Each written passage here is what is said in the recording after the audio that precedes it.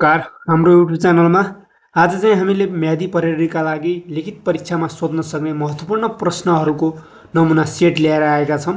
भिडियोलाई अन्तिमसम्म हेरेर साथ दिनुहोला। तपाईँलाई एकदमै महत्त्वपूर्ण हुनेछ यो भिडियो। ढिलो नगरी हामी प्रश्नतर्फ जान चाहन्छौँ। प्रश्न नम्बर 1 मा छ, म्यादी प्रहरीमा छनौट कसले गर्ने गर्दछ? यसको सही आन्सर हो नेपाल प्रहरी। नेपाल प्रहरीले चाहिँ म्यादी प्रहरीको छनौट गर्ने गर्दछ। प्रश्न नम्बर 2 मा छ, संवैधानिक परिषदको अध्यक्ष को हुने व्यवस्था रहेको छ? यसको सही आन्सर हो अप्सन ए प्रधानमन्त्री। संवैधानिक परिषदको अध्यक्ष रहने व्यवस्था रहेको छ। प्रतिनिधि सभाको सदस्य हुनको लागि कति वर्ष उमेर पुगेको हुनुपर्ने व्यवस्था रहेको छ? यसको सही आन्सर हो 25 वर्ष। सांसद बन्नलाई, प्रतिनिधि सभाको सांसद बन्नलाई चाहिँ 25 वर्ष उमेर पुरा भएको हुनुपर्छ। प्रश्न नम्बर 4 मा छ, नेपालमा हाल कतिवटा उपमहानगरपालिका रहेका छन्? यसको सही आन्सर हुन्छ 11 वटा। हाल नेपालमा 11 वटा उपमहानगरपालिका रहेका छन्। प्रश्न नम्बर 5 मा छ, 2078 सालको जनगणना अनुसार कति जनघनत्व रहेको छ? यसको सही आन्सर हो 198 जनघनत्व रहेको छ। Option A. प्रश्न नम्बर 6 मा छ, निर्वाचन आयोग नेपालको गठन संविधान कुन धारा अन्तर्गत व्यवस्था गरेको छ? यसको सही आन्सर हुन्छ अप्सन बी धारा 245। प्रश्न नम्बर 7 मा रहेको छ, निर्वाचन प्रहरीको मुख्य दायित्व के हो? निर्वाचन प्रहरीको मुख्य दायित्व भनेको निर्वाचनको सुरक्षा व्यवस्थापन गर्नु हो। अप्सन त्यसैले अप्सन सी हुन जान्छ।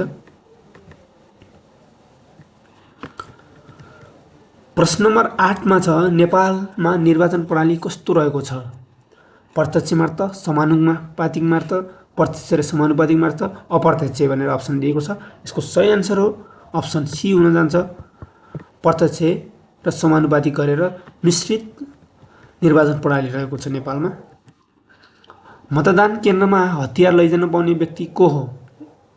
अप्सन छ मतदाता, उम्मेदवार, निर्वाचन प्रहरी र पत्रकार। यसको सही आन्सर हुन्छ अप्सन सी अनुमति सहित चाहिँ निर्वाचन प्रहरीले चाहिँ हात हतियार लिन पाउँछ शान्ति सुरक्षाका लागि।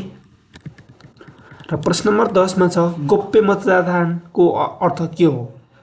यसको सही आन्सर हो कसले कसलाई भोट दियो भन्ने थाहा नहुने निर्वाचन प्रणाली नै गोप्य मतदान निर्वाचन प्रणाली हो। त्यसैले अप्सन सी हुन जान्छ।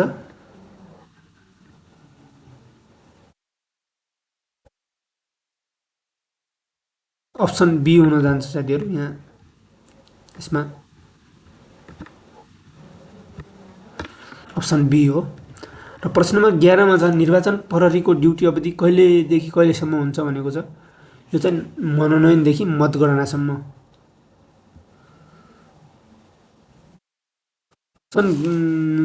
के अरे 11 मा छ, के अरे निर्वाचन प्रहरीको ड्युटी अवधि कहिलेदेखि कहिलेसम्म हुन्छ भनेको छ। यसको सही आन्सर चाहिँ घोषणादेखि परिणामसम्म हुन्छ साथीहरू। यसमा झुक्किनु भएन। घोषणा भएदेखि परिणामसम्म चाहिँ यसको अवधि हुन्छ। प्रश्न नम्बर 12 मा छ, मतदाता परिचय पत्र नभए के गर्न सकिन्छ? यसको सही आन्सर हो मतदान गर्न चाहिँ पाइँदैन।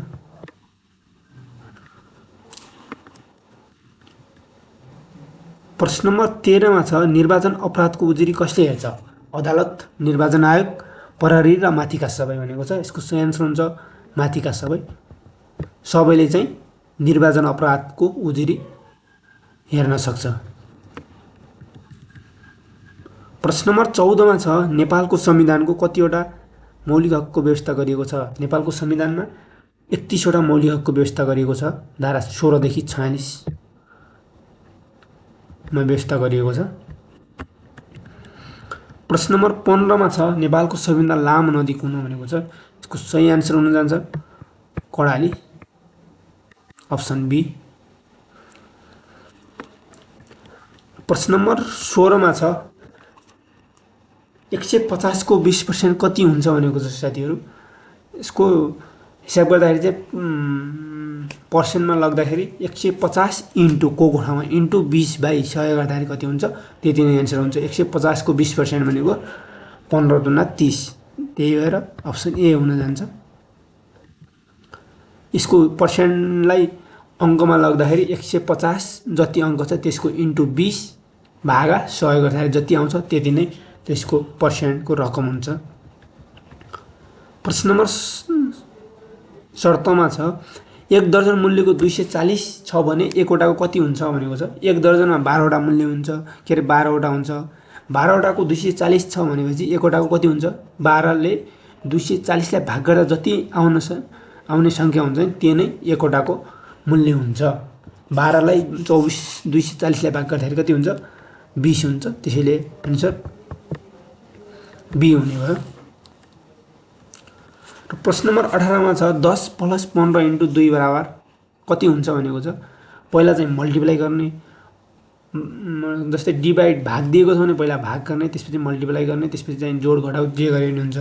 अब यसमा चाहिँ मल्टिप्लाई छ 15 × 2 30 + 10 कति हुन्छ 40 हुन्छ। त्यसैले अप्सन डी हुने भयो।